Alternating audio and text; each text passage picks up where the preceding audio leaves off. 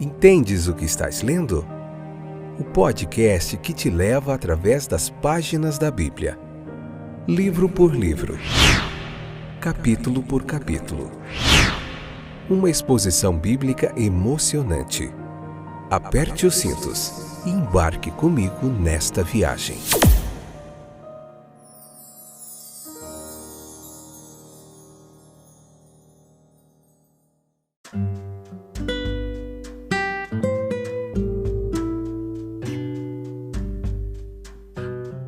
Olá, estou de volta. Esse é mais um episódio do nosso podcast Entendes o que estás lendo? Aqui é o Fábio. Hoje nós vamos ver Gênesis 27. Esse é o episódio 43 do podcast. Minha garganta está um pouquinho ruim hoje, mas vamos lá ver se eu consigo fazer o episódio de hoje. Tudo bem com você? Espero que esteja tudo bem. Fico feliz que você voltou para acompanhar os nossos estudos. Tem sido um momento muito joia, como eu costumo repetir, né? E muito legal, de muito aprendizado e crescimento. Vamos hoje destacar alguns pontos nessa narrativa familiar. Nós devemos levar algumas coisas em consideração. Primeiro que Isaac ele cometeu um erro, ligando uma bênção importante com uma mera recompensa dos sentidos. Ocorreu negligência da palavra divina, favoritismo para com o filho menos digno. É nítido aqui também nessa história, você pode ler o capítulo 27, seria legal você ler e depois ouvir a explanação para você assimilar melhor, que é nítida a sutileza, o egoísmo de Jacó, né? A primogenitura ela foi vendida a ele. Ele poderia ter obtido a bênção por um acordo justo, mas o medo de Esaú estava na raiz de seu engano. Um pecado ele leva a outro. Aqueles que se metem com os negócios deste mundo que desagradam a Deus ficarão cada vez mais envolvidos até o ponto de ficarem presos nas teias do pecado, mentira e engano. Outro ponto é a parcialidade de Rebeca, né? Na sua afeição por Jacó, tratava os seus filhos com parcialidade, né? Não demonstrava em nada ser maternal. E também ela cometeu uma traição desonesta para com seu marido Isaac. Ela ajudou a enganar. A culpa do filho ela recai sobre os ombros da mãe, Rebeca, pois ela planejou toda a trama e preparou tudo para a perfeita execução daquele ato enganoso ali. Todos os personagens envolvidos na história foram tristes exemplos de autoafirmação, busca de interesses próprios, destruindo a simplicidade da fé. Nós sabemos que o Deus da aliança, ele governa até mesmo a fraqueza e o erro de seu povo. E ele é capaz de transformar tudo para a realização de seus propósitos.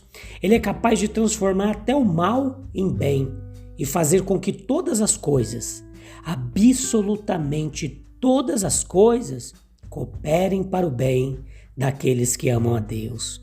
A bênção ela foi designada para Jacó, embora pronunciada por um instrumento cego, tolo, pecaminoso, enganado, ainda é a bênção, e tendo sido alojada em Isaac, deve passar ao verdadeiro herdeiro de Isaac, que de acordo com a promessa é Jacó. Existe aqui também o caráter inferior da posição de Esaú e sua bênção, né? Ele como ser inferior aqui representa a distinção entre o povo escolhido e aqueles que, enquanto não estão incluídos na comunidade de Israel, podem ainda por uma conexão com o divino alcançar alguma porção da bênção divina. Tanto nos tempos pré-cristãos como nos tempos cristãos, houve nações assim situadas. O arrependimento tardio do suplantado Esaú. Ele não encontrou possibilidade de evitar as consequências de seu próprio erro. Nenhum lugar onde o arrependimento serviria para recuperar o que estava perdido. O grande e extremamente amargo clamor de Esaú apenas revela a vergonha da bênção que foi retirada dele. Aqueles que, como Esaú, desprezam seu lugar na família de Deus, viverão uma vida miserável, longe da presença e da bênção de Deus. O caminho final do engano é o ódio, a paixão desenfreada, o medo, a fuga, a desordem, o sofrimento individual e familiar também. Mais uma vez, a mão misericordiosa de Deus, ela se interpõe no caminho para dominar os erros do homem. A fuga de Jacó, que era uma fuga do ódio de Esaú, vai representar a sua preservação da aliança ímpia com povos vizinhos que não temiam a Deus e vai ainda ser o início de uma caminhada saudável, de disciplina, vinda de Deus, pelo qual o caráter de Jacó foi aperfeiçoado de seu mal e sua fé se aprofundou e se desenvolveu, né? Nós vemos que às vezes acontece a infidelidade nos crentes, né? Ele não é corretamente chamado de Jacó, né? O usurpador, o enganador, e ali tem Jacó e depois o nome dele se muda para Israel. Quão amplamente diferentes são os pensamentos sugeridos pelos dois nomes. Ambos falam de sucesso, mas um é um enganador, que dá o golpe para tropeçar ele mesmo. O outro, Israel, ele é um príncipe de Deus, que prevalece através da oração e da fé. Nós vamos ver mais na frente, quando o nome dele vai ser mudado e toda essa relação com essa mudança. No entanto, Jacó, ele tornou-se Israel, e Israel uma vez foi Jacó. A semente da fé frequentemente tem que lutar contra um solo duro para florescer o seu fruto. Para entender as lições da nossa vida, nunca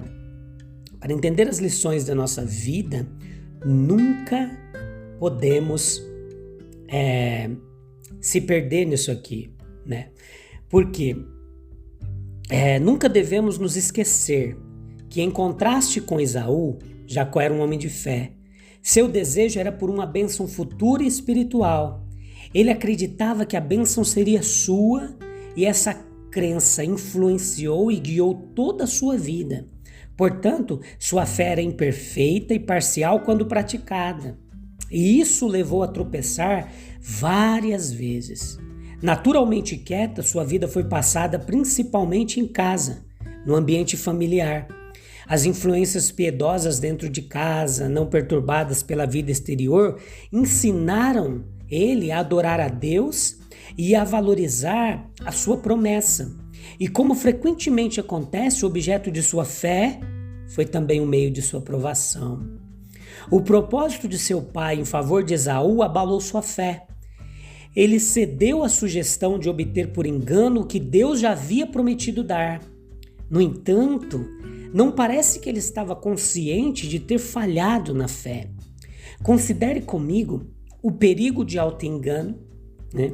Alguém que foi criado entre influências piedosas pode parecer possuir fé.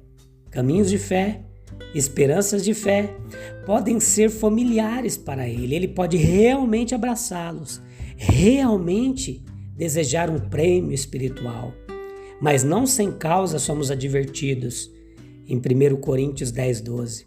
Portanto, se vocês pensam que estão de pé, cuidado para que não caiam, né?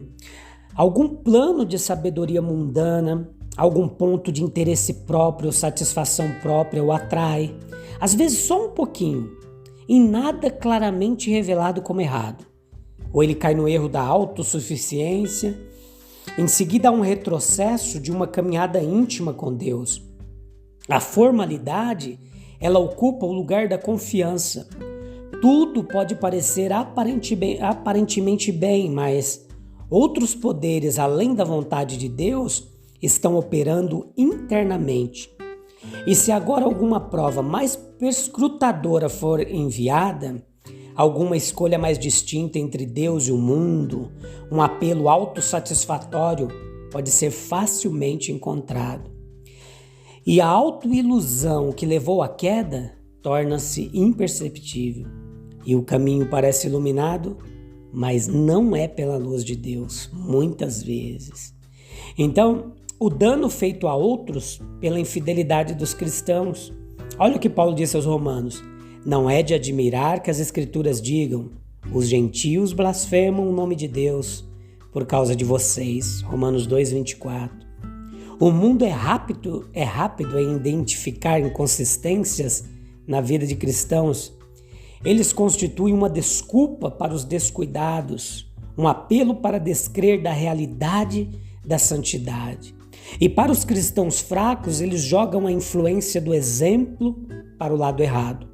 Contudo, tenham cuidado para que a sua liberdade não leve outros de consciência mais fraca a tropeçarem, como diz 1 Coríntios 8:9. As ações têm mais poder do que palavras, e o curso de uma vida pode ser mudado por alguma submissão impensada. E nem pode o dano ser desfeito nem mesmo pelo arrependimento, porque muitas vezes as consequências elas são graves.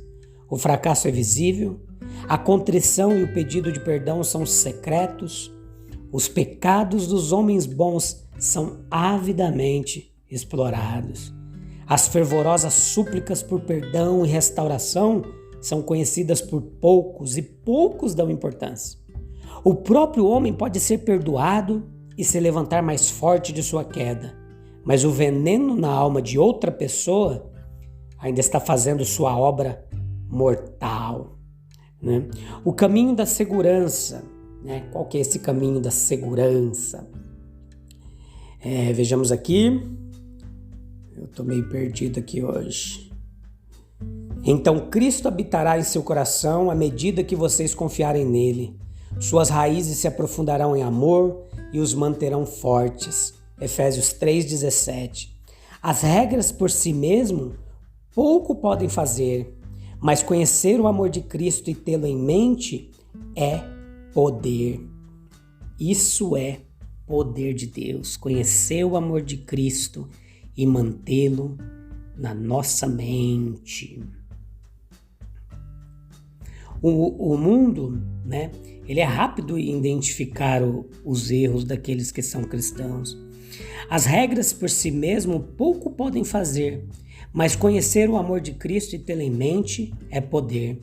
Pois o capítulo segue para o seu desfecho final, mostrando uma Rebeca decepcionada. Né? Ela estava decepcionada porque ela foi imprudente quanto aos resultados, mas quando eles vieram, ela os achou amargos. Ela amava Jacó mais do que a verdade, mais do que a Deus. Isso era idolatria.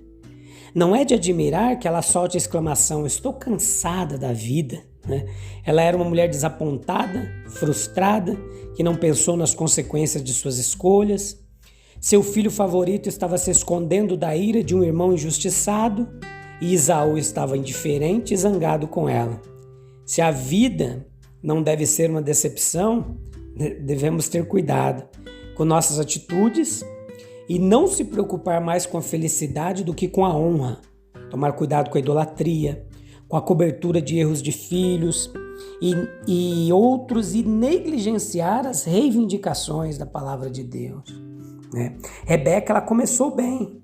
Sua chegada ao acampamento foi um conforto para Isaac, mas agora ela parece estar cansada da vida.